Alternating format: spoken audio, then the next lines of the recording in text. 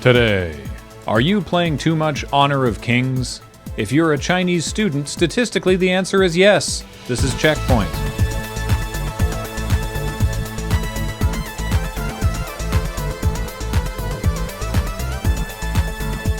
Welcome to CheckPoint, where today is laundry day. Hell yeah, I just ran out of boxer shorts last night. Time to load the washing machine. I've got 3 loads of sheets to iron. I can't wait to fold my 24 socks. Fabrics are getting clean. We are responsible adults! You know, I had always thought that the opiate of the masses was, well, opiates, but apparently it's online gaming. At least according to China. An article in Chinese state media described it as, quote, spiritual opium, in particular mentioning the Tencent MOBA Honor of Kings, saying that some students play upwards of 8 hours of the game every day. I've never played any game for 8 hours a day, and I think that includes Magic the Gathering at literal Magic tournaments. There are breaks between rounds, and I'm only okay at it. Anyway, Tencent lost $60 million from its market cap as a result of the article, so they're committed to doing whatever that... What's that? 60 billion? Holy shit. Okay, so yeah, they'll be introducing more measures to reduce the time miners spend playing their games and reduce the money they spend on them, which presumably will also affect their profits, but I guess not as badly as the government calling your product spiritual opium. The Nintendo Hasbro licensing agreement continues to mow down classic board games with the introduction of The Game of Life, Super Mario Edition. It's just how you remember it, except in this version, no one gets Mario pregnant. I mean, no one tries to get Mario pregnant in the other version either. Unless your name is Mario and you were trying to get pregnant. I'm actually more than a little let down that this wasn't a new take on John Conway's Game of Life. Tiny red squares representing Mario and tiny green squares representing Luigi, each competing for limited resources on a two-dimensional plane. The tiny squares breeding with each other to produce more Marios and Luigis, trying to outperform each other but eventually reaching equilibrium as they form into plush-shaped pockets of stagnation. At least Hasbro's Game of Life is teaching kids to go for something attainable, like defeating a giant, megalomaniacal, fire-breathing dinosaur instead of, retirement. In a retrospective interview with Famitsu, Final Fantasy's Yoshinori Kitase and Tetsuya Nomura confirmed that early in development, Final Fantasy X's Tidus was a plumber. Not for any particular reason, just what Nomura had been drawing, but Kitase wanted an athlete, a unique job for a Final Fantasy protagonist, so weirdly they stuck with a water theme and made him a blitzball player, blitzball being a sport you play underwater. Apparently, the alternate timeline where Tidus is a plumber is why he's wearing overalls and sensible work boots. Perfect for navigating blitzball. Ultimately a good change. Can you imagine a video game with a lead character that's a plumber? It would never work. Nobody is allowed to buy anything cool from Sony. This week, the company's fans had their consumer dreams crushed not once but twice. First on Tuesday, when McDonald's Australia was forced to backtrack on plans to give away 50 custom-themed PS5 controllers, presumably after Sony sent them whatever legalese is for fuck around and find out. And then on Wednesday, when 2 PS5 dev kits appeared on eBay for all of 3 hours before the listings were yanked down. What the hell, Sony? You are crushing my dream to play the new Ratchet & Clank on a car engine using a meat-themed controller. The Activision Blizzard news isn't as blusterous over the past week, but there are still some updates, so here we go. I'll try to keep it shorter this time. President of Blizzard, J. Allen Brack, is dealing with a tough lack of job moment as he has been let go, presumably with an astronomical severance, from his job as the man in charge of a company that, to remind everyone, is allegedly so crappy to women the government is suing them. The official press release says Brack is, quote, leaving the company to pursue new opportunities, because this was definitely his choice. Considering Brack was the only one mentioned by name in the filing that wasn't already fired following an internal investigation, it's not shocking to see his metaphorical head on a pike, replaced by both Jen O'Neill, formerly of Vicarious Visions, and Mike Ybarra, formerly of Xbox. It is curious that Blizzard used to have a CEO, Mike Morhaime, but when Brack took over in 2018, he became president. And now his replacements, O'Neill and Ybarra, are officially co-leaders. Really sounds like Daddy Kotick doesn't trust Blizzard to be quite as independent as they have been. Which isn't surprising, considering Activision Blizzard shareholders have leveled a class action lawsuit against the company. Not because Activision Blizzard apparently has a culture of harassment, or that they were being investigated by the Department of Fair Employment and Housing, but that they didn't tell the shareholders, thereby artificially inflating the share price, which has now dropped, causing the shareholders to lose money. Obviously, it's not news that the shareholders only care about their money. It just sounds funny that they're more worried about their stock price than the people that Blizzard has allegedly hurt. Wait, no, not funny. What's the other one? Sad. But yeah, according to the class action filing, Activision Blizzard didn't tell their shareholders the DFEH had been investigating them for 2 years. And we know that Activision Blizzard knew, because in their first statement, they complained that the DFEH hadn't been telling them why they were investigating them. So we'll see how that shakes out. Bonus round number 1. The head of Blizzard HR also left the company last week, but we aren't sure yet if that was him getting fired for being abysmal at his job, or him getting out ahead of it, because it's not like you're going to get to keep that job when you've been so abysmal at it the state sues your company.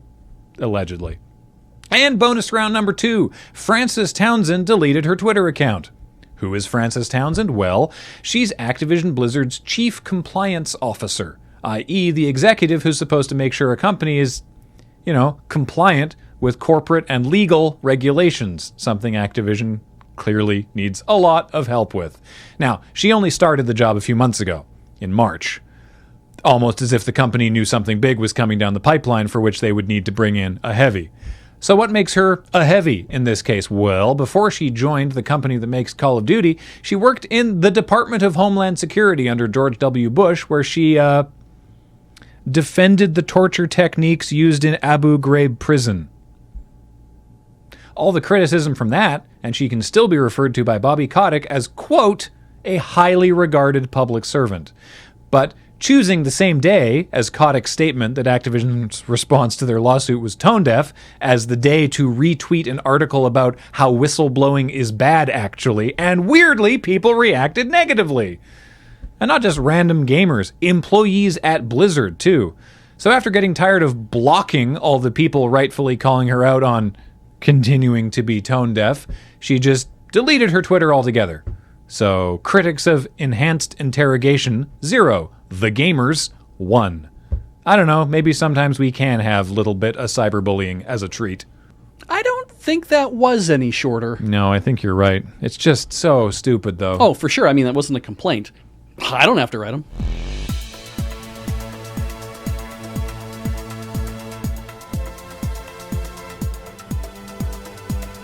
Coming up, Second Life creators Linden Labs will be banning gacha mechanics from the game and notified content creators to alter their works as necessary. Though because this is Second Life, a gacha game might just be a giant prize machine you crawl inside for sex purposes. Did you see one of those gacha machines was selling cases of Panta? No. No. Copyright legally distinct Fanta. Okay. I did see one of them later in the video that was just selling a mouth. And I'm like, oh, I don't want to know what you do with that. So that's just people in Second Life. This is not something Linden Labs does. No. They don't have gacha, like, loot boxes or whatever in far as Second I Life, know, they as far as don't, I'm aware. no, yeah. That was people who make in-game content making gacha machines to sell their in-game content. And I think largely... That's kind of amazing. Yeah, like I think largely what Linden Labs' position is that it's like, we're not going to allow this in the game anymore. And maybe even the functionality of a thing that would act in that way is like it's a module that we're not going to have available anymore. Huh. I'm assuming that's how that works, perhaps, that people might be using pre-builts. I'm not really sure how any of that really works. Wild. I don't play Second Life. No. Does anyone play Second Life, or is it more of an experience? It's kind of a munch, actually. A munch? Yes. What's that? Yes, that's why I said it. Cool. You're not going to have a clue what I'm talking about. Hey, and did you know bet that... you're not going to expand on it. Not going to do it. Did No. you know that the M in Mpreg stands for Mario? Thought I'd get that one in there, too, while we're at it. Do you want to explain your very deep cut joke? Oh, Christ, may I?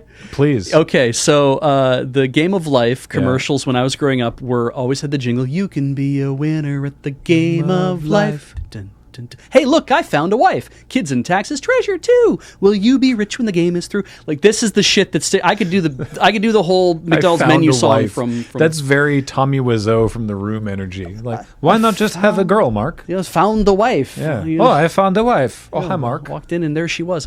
But the hey, look, I stole your wife is. This is the lower third of the Mario story. Was hey, look, I stole your wife. This is kind of what Bowser does as he steps in, and I mean, it depends on what side of the aisle you're on. If you're an Autobot, then you're the person who's like, oh, Bowser keeps stealing Peach away from Mario, and if you're a Decepticon, you're like, Bowser and Peach are in love.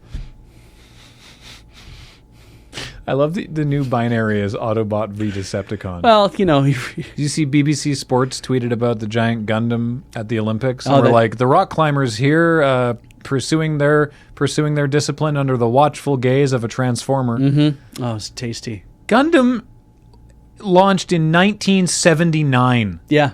And that's somehow 42 years ago. All the water between them and Japan, UK hasn't figured out what the hell Gundam is. We got Gundam over here in early 90s. Right? Around the time, I mean, maybe a few years after the Transformers. Yeah, we know what Gundam Wing is. Like, that was, it's like, that was a thing that arrived. Like, we knew what that was, and that was straight up in the 90s. At worst, someone on broadcast should go, hey, can someone find out what that giant robot is so I don't make an idiot of myself on broadcast? Because I'm going to call it Gandam. Gandam. Yeah, one guy called it, yes, Gandam, the giant robot unicorn. Yep. He's probably thinking, why did I call it that? Why it doesn't even look like a unicorn? What the shit? And it's like, that's fine, dude. I don't know where he got unicorn from either. Well, because it's Unicorn Gundam. That's a model of Gundam that is from the Unicorn Gundam series. Someone's gonna just get, if Heather even leaves us in here, someone's gonna get me be like, actually, it's not Unicorn Gundam, it's the RX-78-2, and I'm like, I thought the RX-78-2 was like fucking somewhere else in Japan. I don't know where any of this is happening anymore. But I watched the race walk last night. Oh, how was it? 50,000 meters or something, isn't it? 20 kilometers. Oh, that's a lot. That's 20,000 meters. They were like, the weather might be too hot, grotesque in Tokyo, so they put the race walk in Sapporo. So it's 1,000 kilometers north. Wow. It's so far away from the rest of the Olympics. It was still 34 degrees Celsius. We're going to have to start holding the Summer Olympics in Lillehammer. Yeah. Yeah. Holy shit. Jeez. Race walking looks really stupid. I'm sorry. Props to the athletes. It looks ridiculous. It's an entire field of men who look like they're just about to shit. Mm-hmm. Mm-hmm. Gotta get to the bathroom. Gotta get to the bathroom. Water. Gotta get to the bathroom.